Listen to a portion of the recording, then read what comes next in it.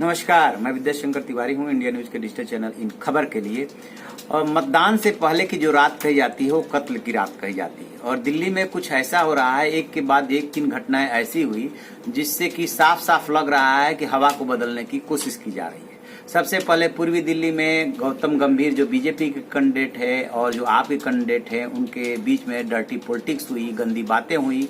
उसको लेकर के राजनीति अभी ठंडी भी नहीं हुई थी कि दूसरा घटनाक्रम ये हुआ कि जो वेस्ट दिल्ली से आपके कैंडिडेट हैं बलबीर जाखड़, उनके बेटे ने ही आरोप लगा दिया कि 6 करोड़ में उन्होंने आपसे ये टिकट खरीदा था। हालांकि बाद में जाखड़ ने उस पर सफाई दी कि बहुत दिनों से उनका बेटा उनके साथ नहीं रहता है, उनकी पत्नी से तलाक हो चुका है। वो सारी बातें अलग है, लेकिन सवाल ये उठ रहा है कि मतदान से एक दिन पहले ही 6 करोड़ रिश्वत लेने के आरोप क्यों लगाया गया। अभी इस घटना की चर्चा हो ही रही थी कि जो नॉर्थ वेस्ट सीट है तो वहां से जो मंगोलपुरी से 4 बार विधायक रहे हैं और दिल्ली सरकार में मंत्री रहे हैं राजकुमार चौहान, उनके बीजेपी में शामिल होने की खबर आई।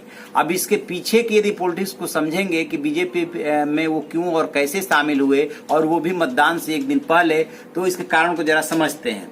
दरअसल हुआ क्या था कि राजकुमार चौहान खुद नॉर्थ वेस्ट दिल्ली से टिकट चाह रहे थे और वो खटीक समुदाय यानी कि एससी में खटीक समुदाय से हैं। और जो राजेश लिलोठिया हैं जो कि कार्यकारी अध्यक्ष भी बनाए गए हैं और जिनको नॉर्थ वेस्ट से कांग्रेस ने उतारा है, वो वाल्मीकि समुदाय से हैं। तो 2013 में एक वीआरएस लेकर के आईएएस अधिकारी के राजू वो आए थे कांग्रेस में और लंबे समय तक अनुसूचित विभाग के अध्यक्ष रहे। और जब कांग्रेस अध्यक्ष ने राहुल गांधी ने अध्यक्ष का पद संभाला, उसके बाद वो कोर टीम में उनके आ गए और वहां से वो पूरा काम धाम देखने लगे राहुल गांधी का। बताते हैं कि के राजू जो है 1981 बैच के आंध्र प्रदेश कैडर के अधिकारी हैं और उस टीम पे पूरी तरह से वो हावी हैं और खुद भी वो वाल्मीकि समुदाय से बताए जाते हैं। तो उन्होंने लिहाजा राजेश लिलोटिया एक ही बार जो है विधायक रहे हैं, राजेश लिलोटिया को उन्होंने सपोर्ट करना शुरू किया। तो सबसे पहले राजकुमार चौहान जो है कार्यकारी अध्यक्ष के दावेदार थे, उनको कार्यकारी अध्यक्ष नहीं बनाया गया, वो नाराज हुए।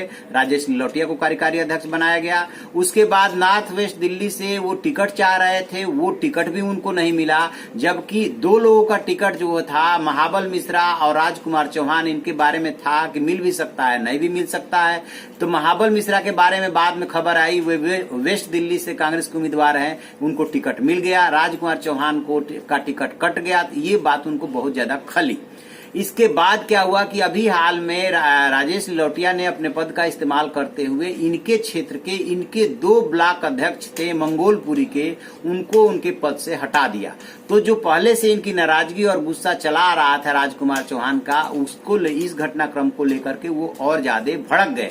इस बीच में बीजेपी के जो संघ और बीजेपी के बड़े नेता हैं, दिल्ली की 7 सीटों पे जीत सुनिश्चित करने के लिए पर्दे के पीछे से अलग से ऑपरेशन अपने तरीके से चला रहे हैं। और उस ऑपरेशन के तहत राजकुमार चौहान पे इसलिए डोरे डाले गए क्योंकि वो 4 बार के मंगोलपुरी से विधायक रहे हैं और मंत्री भी रहे हैं लंबे समय तक शीला दीक्षित गवर्नमेंट में। तो माना ये गया कि यदि राजकुमार चौहान एक दिन पहले टूट जाते हैं तो इनके जो पर्सनल जो वोटर्स हैं या जो कार्यकर्ता हैं, यदि उनका सपोर्ट मिल जाता है, मंगोलपुरी इलाके में इनकी ठीक ठाक पकड़ है, तो बीजेपी को उससे फायदा हो जाएगा। आपको एक बात और याद दिलाऊं कि नगर निगम चुनाव से पहले ठीक इसी तरह से अरविंदर सिंह लवली जो कि पूर्वी दिल्ली से अब कांग्रेस से चुनाव लड़ रहे हैं, वो बीजेपी में शामिल हो गए थे। हालांकि बाद में वो बीजेपी से तौबा करके कांग्रेस में लौट आए और अब कांग्रेस की तरफ से चुनाव लड़ रहे हैं।